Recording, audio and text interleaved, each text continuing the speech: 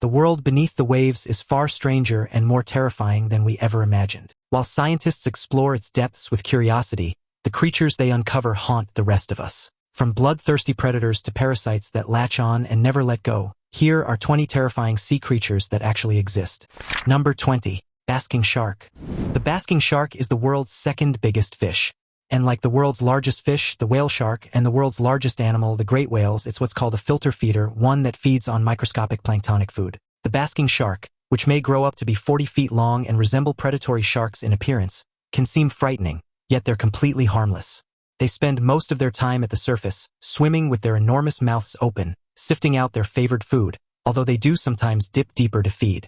Because they have extremely wide individual home ranges and don't remain in any one location for more than a few months, scientists have gaps in their understanding of the life cycle features, despite their size. Female basking sharks give birth to live offspring after mating through internal fertilization. In contrast to whale sharks, which give birth to hundreds of tiny pups, basking sharks only have a few big newborns. Shark scientists think that basking sharks give birth to the biggest offspring of all fishes, barely edging out the great white shark, based on the minimum size of individuals seen in the wild, which is 6 feet, and a single pregnant individual captured by a fisher. Number 19. The red-lipped batfish. If the red-lipped batfish and the vampire squid got together, I think they'd make one heck of a goth rock group. I wonder what their band name would be. It's unclear why the batfish has such a distinguishing physical appearance, but it's possible that it helps to attract mates, or recognize other members of the same species, while they're at reproduction locations. The red-lipped batfish dwells in the seas around the Galapagos Islands, where it may be found at depths of up to 75 meters. It's also evolved to live as a bottom dweller, which means that it lives and feeds on the seabed. Despite the fact that it's a terrible swimmer, its modified fins serve as temporary legs, allowing it to walk down the seafloor. If speed is needed though, the batfish may propel itself through the water with its strong tail and push off with its pelvic fins, which are located underneath the fish's body. Another distinguishing feature of the fish is a fleshy protrusion on the top of its head called an esca. This attachment includes a chemical-emitting lure that's believed to aid in attracting the tiny fish and invertebrates, which it preys upon. Despite the fact that there are no known predators for the fish, I think we might be hearing some tunes from its goth rock band soon enough. Number 18. Blobfish. I'm not so sure if terrifying is the right word for such a dopey-looking animal. It certainly looks as though someone drew a Squidward face on someone's kidney. Blobfish are found in deep waters only a few meters above the bottom of the ocean, in the waters off the coasts of southeastern Australia and Tasmania. At depths of 2,000 feet or more, the water pressure is crushing. It's more than 60 times higher than the pressure of water at the surface. If you were to live down that far, you'd most likely be squashed into a blob as well. The blobfish's couch potato mentality is aided by the fact that it's a gelatinous blob. Its physical composition allows it to glide effortlessly over the ocean's bottom, without exerting much effort on its own behalf. Consider the following scenario, though. A water balloon is dropped into a pool full of people, and it just floats around at the bottom of the pool, seemingly at random. A similar scenario occurs with the blobfish, with the exception of the pool and the large numbers of humans. Number 17. Tongue-eating parasite. I think the name pretty much sums it up for number 17. It's literally a parasite that latches onto the tongues of fishes and then eats the tongue. EW. So what is the parasite? Well, the tongue-eating louse is a free-floating swimmer that latches onto the gills of certain species of fish and enters the body. They next make their way up to the mouth and gently cut the blood veins that feed the tongue. The tongue dies and falls off as a result of starvation, and the louse, still within the fish's mouth, takes over and steals nutrition from whatever the fish is consuming, as well as part of the fish's blood. When the louse removes its host's tongue, it does more than simply replace it physically. It also fulfills the functions that a fish tongue would. It has a form and size that's similar to that of its hosts and may be utilized in the same restricted manner as a real fish tongue does. All fish have some kind of parasitism protection, and a big isopod that lives in one's mouth and steals nutrients while doing nothing helpful may be a good target for eradication. But one that actually serves as one's tongue? It's impossible to replace. These creatures must have become more tongue-like, more picky of the precise blood arteries to gnaw their way through, and yes, more progressively terrifying over generations and generations. Number 16. Water bear.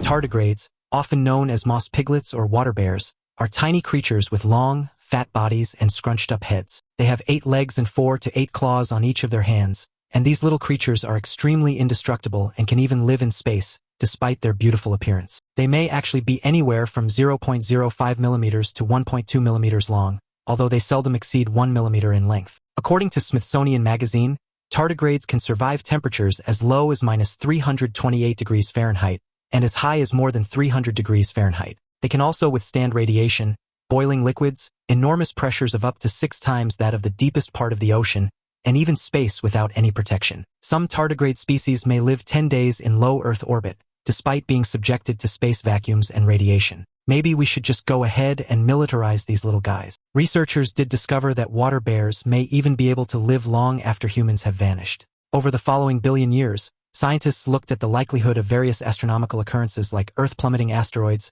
nearby supernova explosions, and more, and then calculated the likelihood of such catastrophes wiping out Earth's toughest species. Humans, of course, did not make the cut, but these cute little water bears, they'll be doing just fine. Now it's time for today's topic. In March 2025, a commercial saturation diver named Daniel Mercer was working with an inspection team off the coast of Kodiak Island, Alaska, surveying a damaged underwater pipeline at nearly 300 feet. Conditions were cold, dark, and silent, until Daniel's helmet cam caught something that sent shockwaves through the entire crew. While checking a junction seam, his spotlight drifted across the water column, and a massive shark emerged from the darkness, swimming directly toward him. Its head alone looked wider than Daniel's entire body, and its eyes had a cold, fixed stare as it closed the distance. What terrified the team most was the fresh lacerations scoring its sides, deep, violent wounds that suggested it had recently fought something even larger. Daniel froze, controlling his breathing as the shark drifted past him, inches from his suit, before vanishing into black water like a ghost. What do you think this creature was? An oversized great white or something far more dangerous hunting in the deep? Number 15. Viperfish. It seems to me that the viperfish and the fangtooth fish are related. Does it seem that way to any of you? Well, the viperfish, despite its menacing look, is actually a tiny species that grows to around 11 or 12 inches in length. Although the primary light organ lies at the end of the extended dorsal fin ray, numerous photophores may be seen all along the fish's side. This may help the fish hide from predators lying below. They're also used to lure prey and communicate with potential mates or competitors. The viperfish's exceptionally big teeth help it grab a hold of its food when hunting in the dark, just like the fangtooth. Viperfish have also been seen floating still in the water, swinging their lures like a fishing rod, all to entice their prey. One really disgusting fact about these fish is that their skulls are actually movable and can be tilted slightly up to swallow exceptionally big prey. Oh, and they also have really big stomachs, allowing them to gorge themselves anytime food is abundant. Because viperfish have an extremely low basal metabolic rate, they may spend days without eating. This adaptation is most likely a consequence of the deep sea's scarcity of food. Humans do seldom see them, but specimens sometimes turn up in the haul of deep-sea trawlers. Scientists have a rare opportunity to examine this elusive species because of these sporadic captures. Number 14. Amphipods. For this entry, we're really entering the macroscopic world of underwater animals. Amphipods are crustaceans that lack a shell and have bodies that are compressed sideways. They're mainly scavengers, ranging in size from 1 to 340 millimeters, and to date, more than 9,900 amphipod species have been identified. They're mostly marine creatures, although they may be found in nearly all aquatic habitats. Freshwater is home to about 1,900 of the species, as well as land-dwelling animals, including sandhoppers. Amphipods may be found in virtually every aquatic habitat, from freshwater to water with double the salinity of seawater, and even the Challenger Deep, the world's deepest known point. They're nearly always considered very essential members of aquatic ecosystems, and are often found in plankton samples. The majority of amphipods are scavengers, but others are algae grazers, omnivores, or predators of tiny insects and crustaceans. The front 2 pairs of legs, which are equipped with enormous claws, are used to grab food. Amphipods that are more stationary consume more of the less nutritious food, rather than actively searching for more nutritional food. Compensatory feeding is a kind of feeding that's used to compensate for a lack of food, meaning they stuff their microscopic faces from time to time. This behavior may have developed to reduce the danger of becoming another animal's prey while looking for other meals. Number 13. Northern stargazer. The northern stargazer is a very strange-looking fish with a big head and a speckled flattened body, and it totally looks like it should be named Bubba. The body of the northern stargazer is blackish-brown with white dots that become larger from its head to its tail. Its flattened body can grow up to 22 inches long, although it usually stays between 8 and 18 inches long. They hunt by burying themselves in the sand and then protruding their eyes and mouths just enough to look for prey. In a couple of seconds, the stargazer uses its side fins like shovels to dig under the sand, and the stargazer creates a vacuum using its huge mouth to suck its prey in. Northern stargazers have an organ on their heads that can emit an electric charge that stuns and confuses prey, while also helping to keep predators at bay. They then swim to the bottom of the bay when they reach 12 to 15 millimeters in length, where they develop into adults. Their electronic organ is also starting to develop at this period. Number 12. The sarcastic fringehead.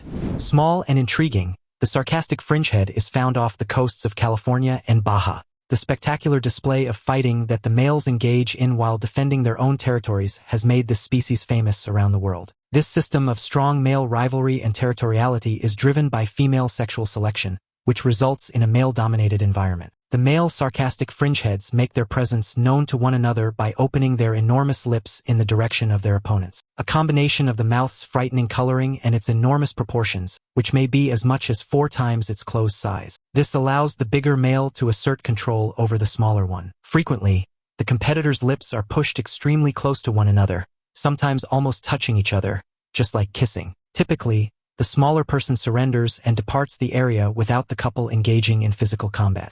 Number 11. Chimera.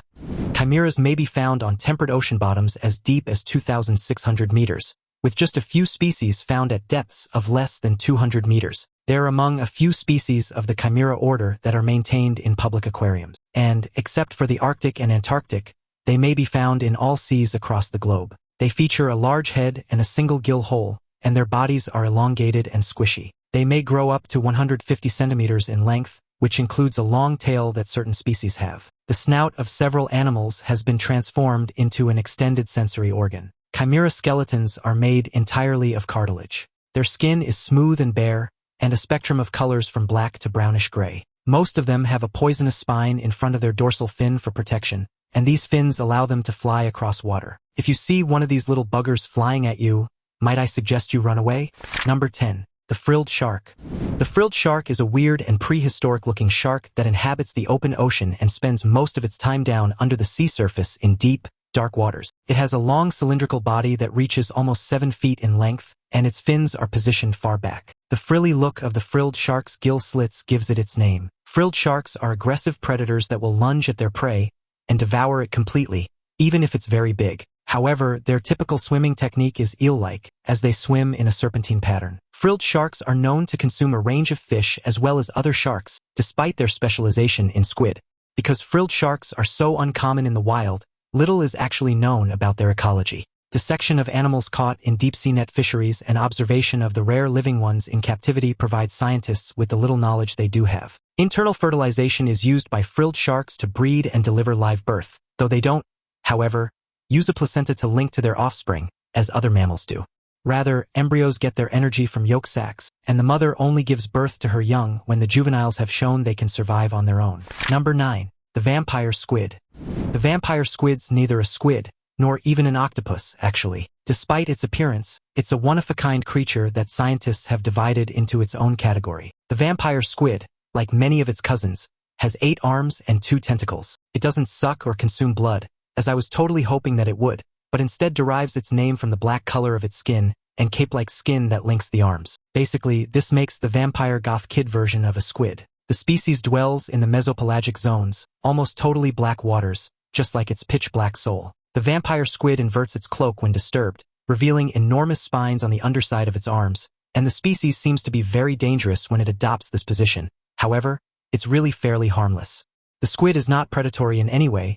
It feeds on plant and animal debris that sinks from the surface of the water in this manner. Vampire squids are reported to be eaten by bigger fish and diving predators. The vampire squid, unlike shallow water squids and octopuses, actually don't spew black ink to avoid their predators. Black or dark purple ink would be useless in the mesopelagic zone's darkness. Instead, the vampire squid exhales a colorless liquid containing many bioluminescent, light-producing particles. Potential predators are confused by the sparkling lights, which is a pretty trippy way to make an escape if you ask me. Number 8. The coffin fish.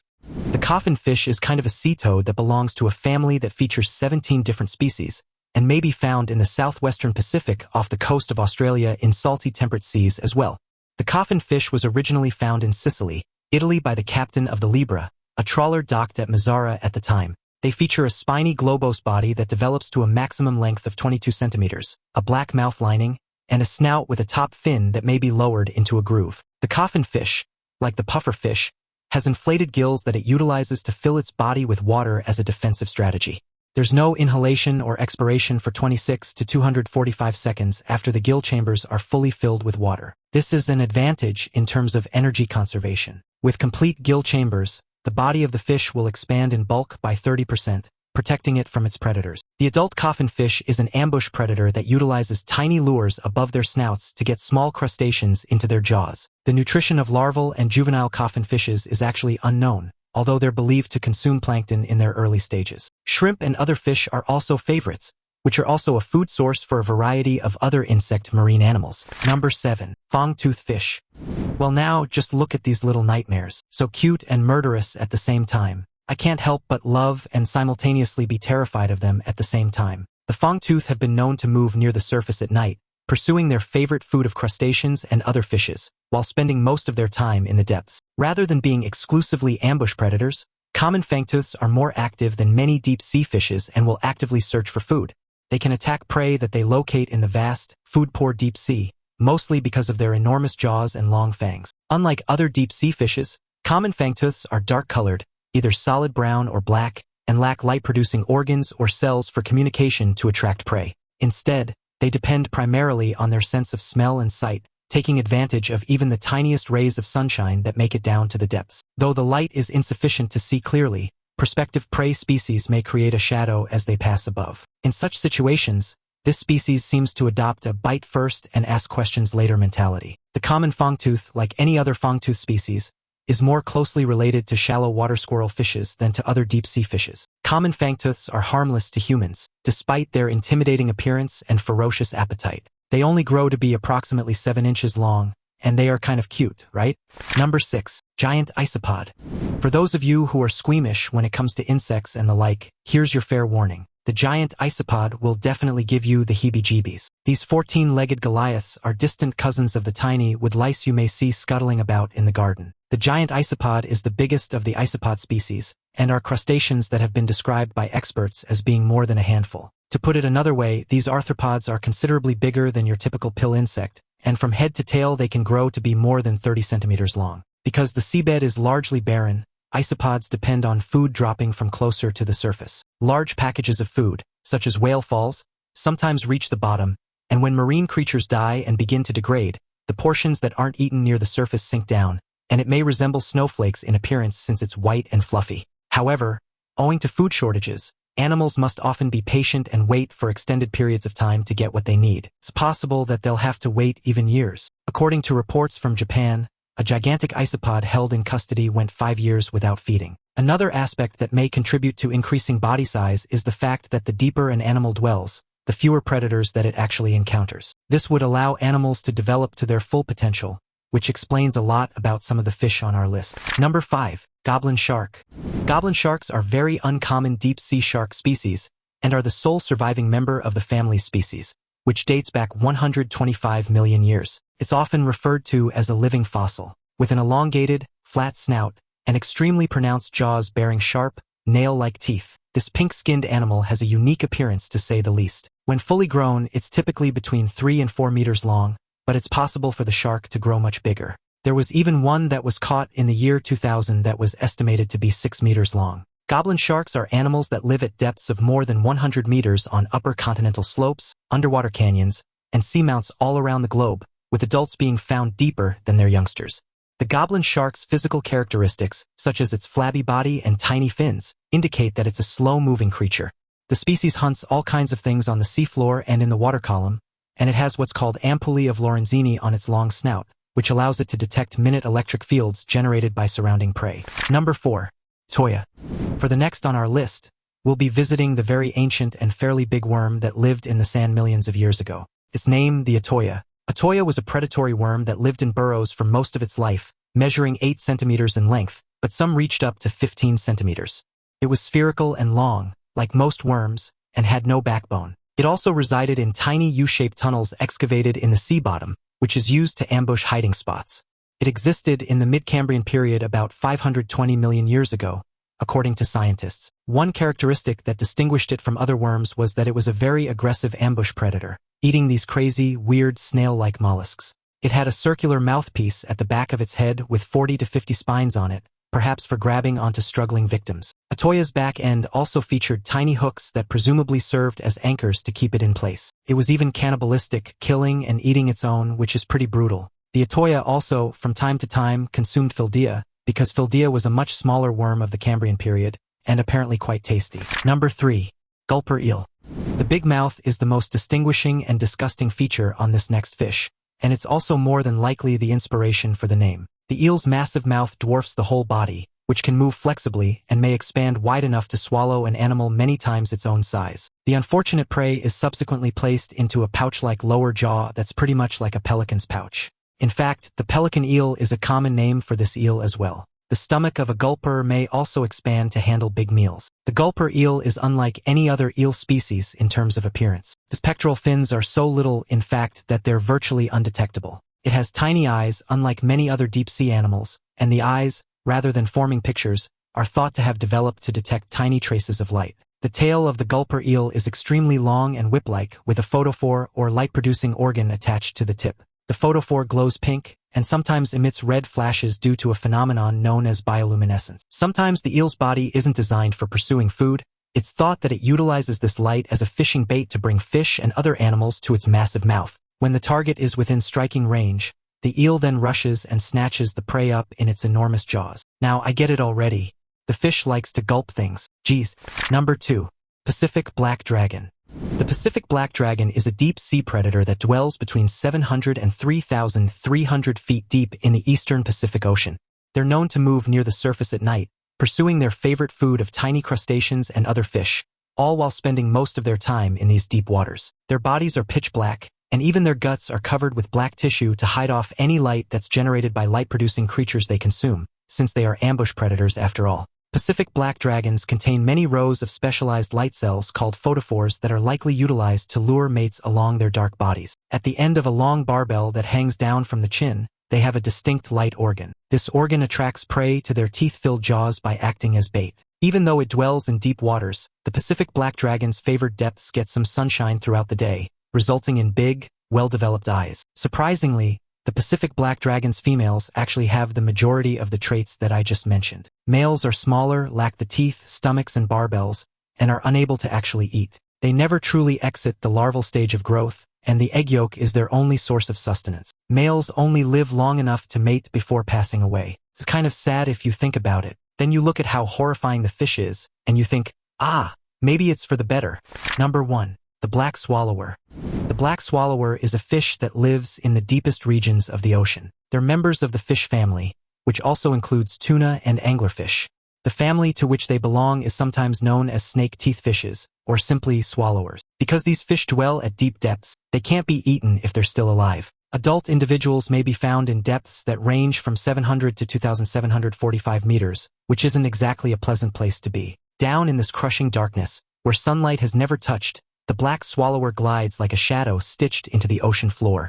Explorers who've sent remote cameras into the abyss have occasionally captured eerie footage of these creatures trailing slowly behind unsuspecting prey, their glowing eyes reflecting the faint beams of submersible lights. One famous recording even shows a black swallower attempting to swallow a fish nearly twice its size, its elastic stomach expanding like a balloon in the void. Scientists believe this remarkable ability allows them to survive long stretches without food, taking advantage of any opportunity that drifts their way. Every encounter with this species leaves researchers stunned, as their anatomy seems perfectly crafted for life in a world built on pressure and silence. Their feeding behavior has sparked numerous myths among deep-sea fishermen, some claiming these creatures can devour animals far beyond their known limits. These are a tiny group of fish to boot. The majority of them reach a maximum height of 25 centimeters, but some individuals may actually grow a bit taller. The fish's lengthy body isn't actually covered with scales. Most fish have tiny plates on their bodies that serve as a kind of protection, but the black swallower doesn't require them, since they dwell at such deep depths and are the predators in their environment.